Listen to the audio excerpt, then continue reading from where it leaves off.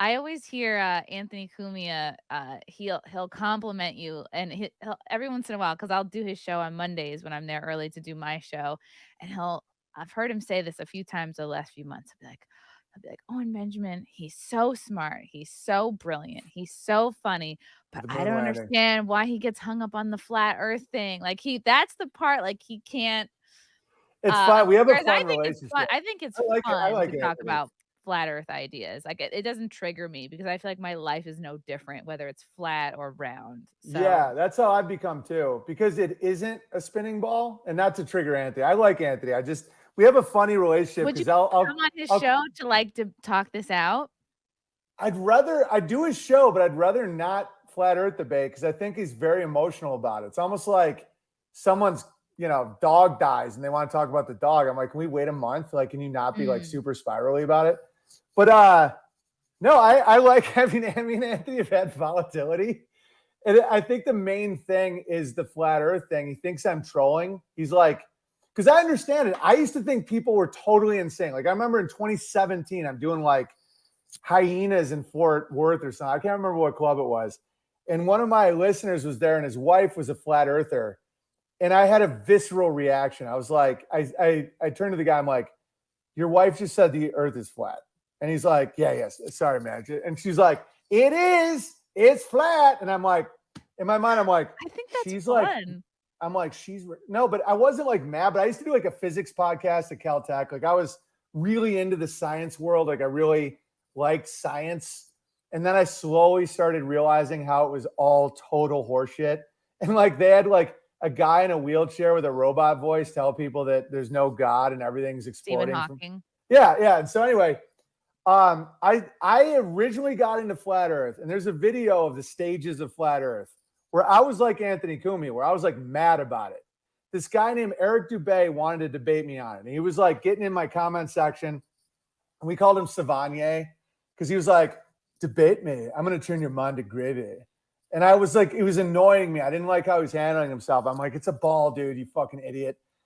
And then I wanted to win. I'm like, fine, I'll debate you. And I'm like, okay, everybody, let's huddle up. Let's beat the shit out of this guy. And I looked into absolute proof because my dad was a rhetoric professor.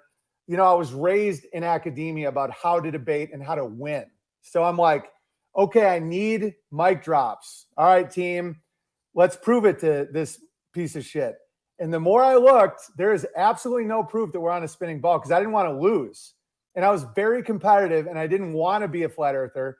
And it bothered me a lot. Like it was depressing.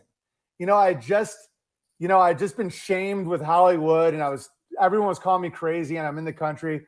Anthony Cumia, if you're watching, the last thing I wanted in the world is to have people think I was even crazier. So I'm looking at the proofs and I'm thinking of like sniper, Coriolis effect, and, airplane equipment and everything. There's nothing. There's not only is there no evidence that we're on a spinning ball, there's tons of evidence that we're not on a spinning ball.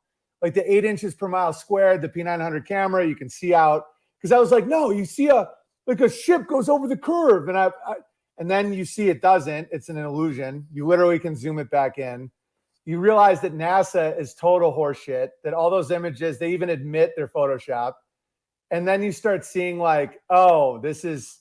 And then people go, oh, they've known for 3,000 years. The Alexandria, they proved it with 2 pin. And then you look into that experiment. It's like all nonsense. And it was like a nightmare. I was like, someone please give me evidence. And yeah, you know how I know space is fake? Because influencers would be on the moon otherwise. You know what I mean? We would have the moon landing is ridiculous. we would have I won't TikToks even on the moon by now. We would have like this, but like pointing to aliens and like the influencers, the TikTokers, they're everywhere. And the fact that they're not in space, it's like, No, the moon landing is like, I don't even care about. I have empathy and compassion for the flat earth stuff, like that Anthony freaks out about flat earth because it does sound crazy. If people still think that they called the president from the moon and then they destroyed the proof and the tech and they just can't go back because of budgets, like they're literally crazy. Yeah. Like the last view of the LEM shooting back up to join the thing, it has a tilt up. Like the camera literally tilts up to follow it. And I'm like, yeah. everyone shout out to, that fourth astronaut that they left on the moon just to get that shot. So the narrative is all three are in this fucking capsule. It shoots up. It looks retarded. It's like, it looks like Star Trek. It's like horrible graphics. And the camera goes like this. Okay, I'm like, so who did the camera work? And they go, oh, it was by remote control from Houston. I'm like, dude, I've worked in a lot of television production. That's not remotely possible. So you're telling me they timed it where it's going 3,600 miles an hour and they tilted it up with a 1.7 second delay with the radio, and the first time they tried it, and then now they can't go back because they don't have the tech, but they could do a full-blown TV production. And then people are like, yeah. And I'm like, and that's falling apart. I mean, it really is, especially when you see Virgin and Elon Musk, all these people, no one can go back. And it's just so fucking dumb that I don't even, if someone thinks that we went to the moon as described, I don't care. Like, if you think I'm crazy, you're retarded. But the flat earth thing is a whole thing. And so that's why I don't push it on people, because it's alienating. You go through a phase where you think everything's a lie. You can't imagine why everyone would lie to you. Then you realize 99% of people are not lying. They're just passing on what they think. You can't believe how crazy it sounds after you see it. And I know everybody is, oh, then explain the moon, then explain. It's like, you can. I'm just not going to do it every Twitter exchange. So that's why I don't even care anymore. I'm just like, dude, I don't know what the earth is. I know what it definitely isn't. I know that it's not spinning 1,000 miles per hour, going around the sun at 66.6 thousand miles an hour. Like, that's not remotely possible.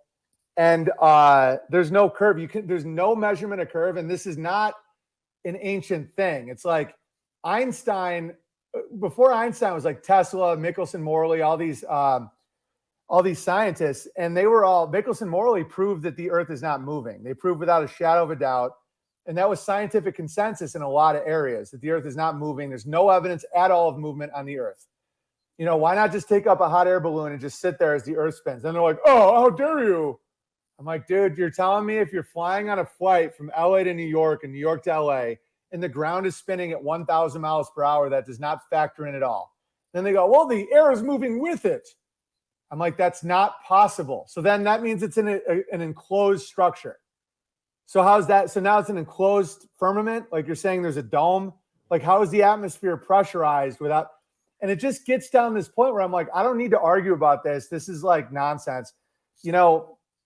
It's like, I don't need to just like, I think bickering is a waste of time. And if some people want to see it and go down that road, that's awesome. I don't have the answer. I don't know what the earth is. I don't know what Antarctica is.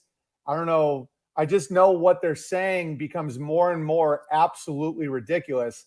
And when you break these fundamental spells, then all the other spells fall apart. Like, you'd never believe in the vaccine or climate change or any of this shit, because they're all based on these other lies, and it starts really falling apart at the moon landing. And then you start realizing that the media is controlled and all that. And then you realize none of it even matters. And I'm to that point now where I'm like really excited about my farm stand and my kids learning violin. And I don't even tell the kids the earth's flat. I just don't tell them it's a spinning ball, and I let them decide. Whatever I'm not it's giving us everything we need. Exactly. We've needed for many, many years. So exactly. I think Anthony would actually be. The irony is the more angry the person is about it, typically the more deep down they know that something's off. I think if you believe in one conspiracy theory, I think that's an important step. Just being asking questions, and I think knowing the media behind you is a big one. Yeah, like when they say, "Do you know how many people have to be in on?" I'm like, "What about Russia collusion?" You're totally believing that conspiracy theory, right?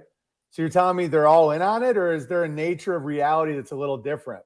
That you can have a compartmentalized. People are motivated by sticks and carrots. I can literally program animals or people.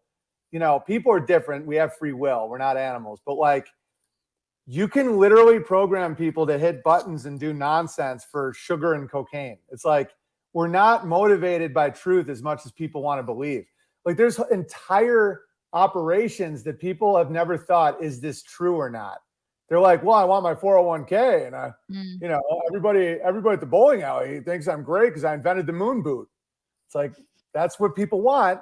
Or they're afraid of being called stupid, or because I don't have that response. I'm not a sociopath, but I understand why people have thought that. Like, I don't have that response of like, everyone's mad at me, I have to fit in. I just don't. I fundamentally am almost like broken in that sense. I don't have that response. Like, if 99 out of 100 people think I'm crazy, but I know what I'm saying makes sense, I don't change my mind.